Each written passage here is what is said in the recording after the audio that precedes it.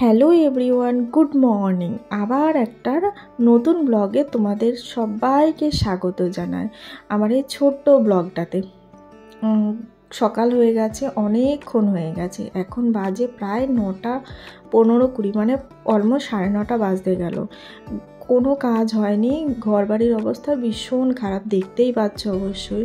চারিদিকে জামা কাপড় ছড়ানো ছেটানো, তারপরে এমনকি জুতোগুলো পর্যন্ত ঘরেই রয়েছে, এখনও জুতোগুলো পর্যন্ত বাইরে রাখিনি। আর মানে বাসি কাজ ধরতে গেলে সবই পড়ে আছে, কিছুই হয়নি। এদিকে অভিরাজকে শিফট ডিউটি, এখন বাজে ওই আগেই বললাম 9:30।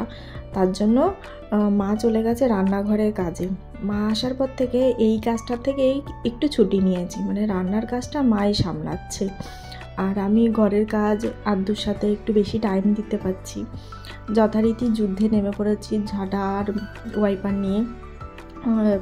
বাইরেটা প্রথমে ঝাড়টার দিয়ে নেব, ঘরটা ঝাড় দিয়ে নিয়েছি, কিন্তু এখনও ওই জিনিসপত্র ছড়ানো ছেটানো আছে, ভালো করে ক্লিন করিনি। মানে উপরে যেইটুকুনি বাসি ঘর ঝাড় দেয় ওরকমই ঝাড় দিয়েছি। এখন প্রথমে বাইরেটা পুরোটা ঝাড় দিয়ে নেব, তারপরে একটু মুছেও নেব। নাহলে না, বাইরে যদি ধুলো থাকে না, সেই ধুলোটা না অটোমেটিক্যালি ঘরে চলে আসে। তার জন্য আগে বাইরেটা ক্লিন করে নিই, তারপরে আবার ঘরেরটা আবার পরে করা শুরু করি। এই ঝাড় দেওয়ার মোছাটা করে নিয়ে, আর ঘরের ভেতরে বেশিরভাগ দিনই আমি হাত দিয়ে মুছি, কিন্তু বাইরেটা না লাঠি দিয়েই বেশি মুছি, কারণ বাইরে অনেকটাই জায়গা মুছতে হয়। এবার লাঠি দিয়ে মুছলে একটু তাড়াতাড়ি হয়ে যায়, তার জন্য বাইরেটা লাঠি দিয়ে মুছি, আর ঘরের ভেতরে হাত দিয়ে মুছি, কারণ আমার মনে হয় হাত দিয়ে মুছলে ঘরটা বেশি ক্লিন হয়। আর যেহেতু আদৌ ছোটো, অনেক সময় না মেঝেতে বসেই খাওয়া শুরু করে দেয়, তার জন্য হাত দিয়ে বেশি ভালো করে ক্লিন করি। মা মাঝে মাঝে, মা আসার পর থেকে মাও কোনো দিন ঘর মুছে দেয়, মানে মাও মোছে আমিও মুছি। আজকে যেহেতু মার কাছে রান্নাঘরের দায়িত্ব, আমার কাছে এই সমস্ত জিনিসের দায়িত্ব, মানে কাজের দায়িত্ব।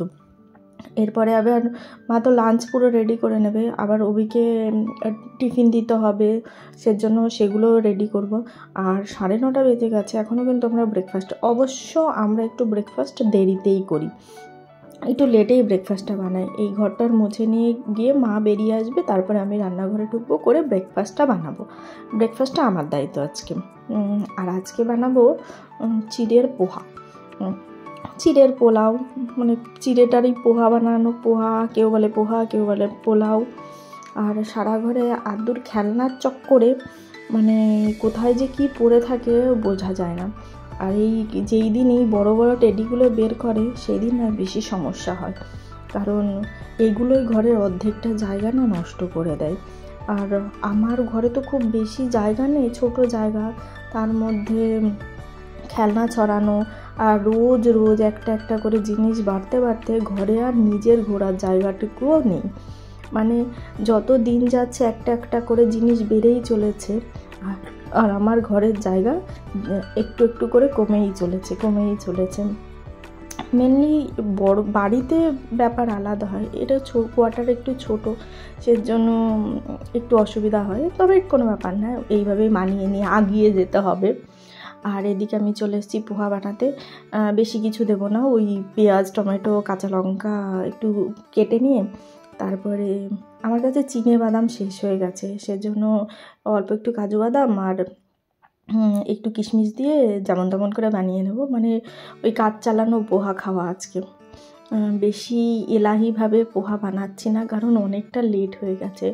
তবে অভিকেও জিজ্ঞাসা করেছিলাম তুমি কি খাবে, অভি বলেছে না, আমার অলরেডি লাঞ্চের টাইম হয়ে গেছে, আমি এখন পোহা খাবো না, তোমরা খাও।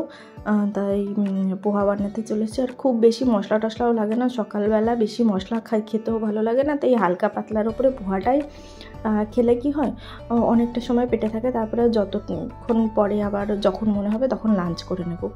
আর এখন লাঞ্চ করতে গেলেও অসুবিধা হয় না। আগে কি হতো, শিফট ডিউটি থাকলে না, মানে মা যখন থেকে এসছে তখন থেকে শিফট ডিউটিতে আমি মায়ের সাথেই খেয়ে নিচ্ছি, অসুবিধা হয় না। আর আগে কি হতো, যখন মা ছিল না এখানে, ওই 12টার সময় অভির সাথে, মানে 11:30টার সময় অভির সাথে আমি লাঞ্চ করে নিতাম, পরে আবার খিদে পেত। আর এখন মা থাকায় সেটা একটা সুবিধা হয়েছে, আমি দুপুরবেলা ওই 1:30-2টো নাগাদ কি কোনো দিন তারও পরে গিয়ে মায়ের সাথে লাঞ্চ করি।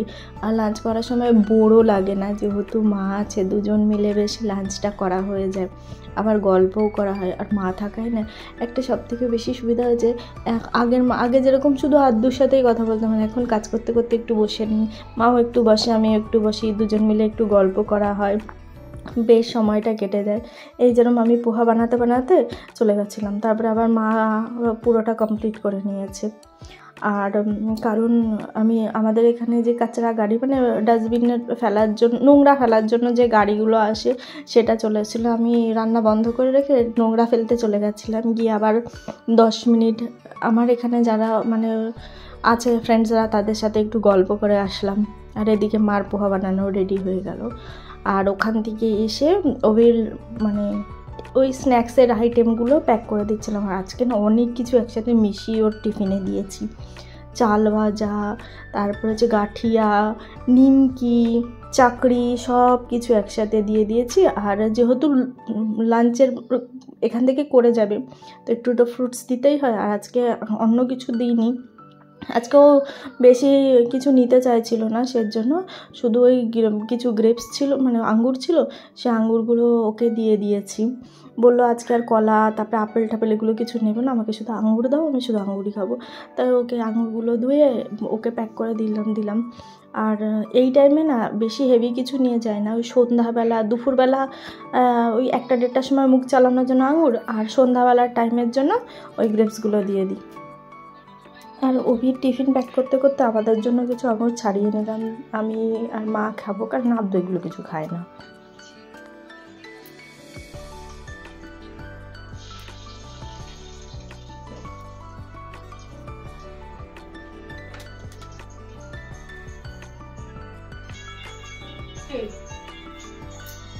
আঙুর পরে খাবো, নাও আর খাবো আমি, আর তুমি খেয়ে নি।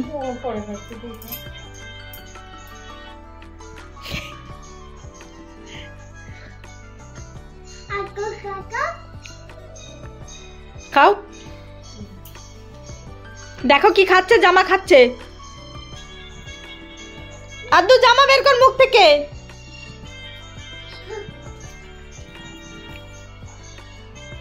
কিচ্ছু খায় না এগুলো, মানে ফল খায়, ও খায় না, ও জামার ফিতে চিবাই।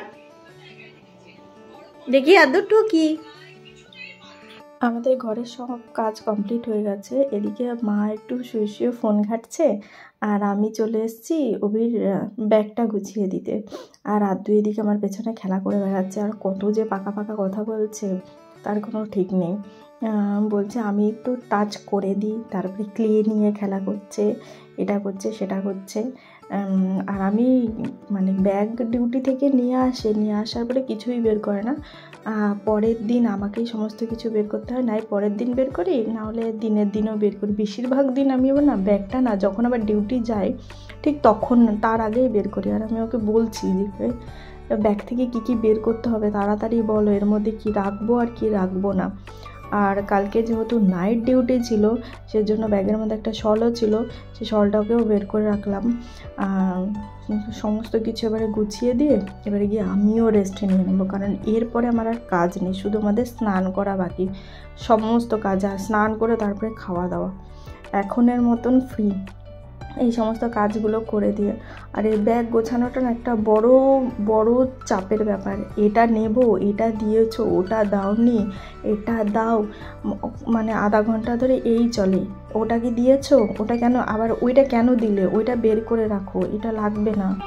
আদ্দুকে দেখাবো না, আমি পাপাকে দেখাচ্ছি। রেডি ডিউটি যাওয়ার জন্য? একদম রেডি।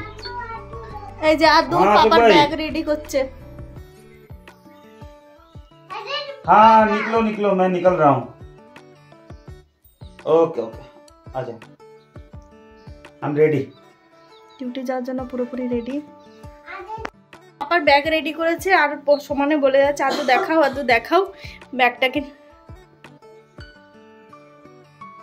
ও বাবা,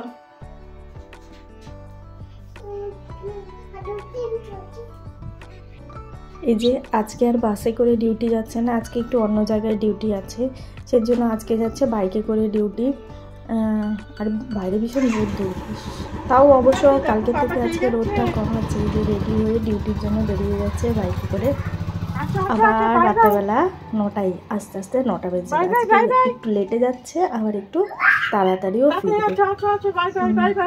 বেরিয়ে গেছে ওই দেখো বাই করতে করতে, পাপাকে মানে মেয়েকে বাই করতে করতে চলে ডিউটি। এখন আবার কখন বাড়ি ফিরবে সেজন্য আবার অপেক্ষা। আমি ডিউটি বেরিয়ে যাওয়ার পর আমি বেশ কিছুটা টাইম না এই ব্যালকনিতেই দাঁড়িয়েছিলাম, কারণ আজকে না বাইরে খুব বেশি একটা রোদ নেই, সেজন্য না ব্যালকনিতে দাঁড়িয়ে থাকতে বেশ ভালোই লাগছে। আর যেহেতু এই যে একটা বসন্তের হাওয়া গায়ে লাগা মতন হচ্ছে, একটু কোনো সময় একটু ঠান্ডা লাগছে, কোনো সময় একটু গরম লাগছে, বেশ ভালোই লাগছে।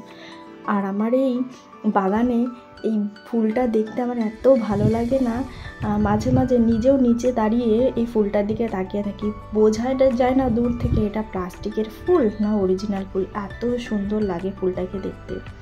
আর যেহেতু ছোট জায়গায় একটুখানি ফুল ফুটে থাকলে দেখতে বেশ ভালো লাগে। আর এই যে গাছটা মানে ঘাসের মতন বেরিয়ে রয়েছে, আজ পর্যন্ত আমি এখন ওর ফুল হতে দেখলাম না, শুনেছি বর্ষাকালে হয়। আর আমার এই হ্যাঙ্গিং টবে এই গাছটাতে একটা ফুল ফুটেছে। আর আমার স্পাইডার প্লান্টটাও আগের থেকে অনেক সুন্দর হয়েছে। তোমার এই ছোট্ট বাগানটা দেখতে কেমন লাগলো আর আজকের ভিডিওটা কেমন লাগলো প্লিজ কমেন্ট করে জানিও, আর লাইক করে পাশে থেকো।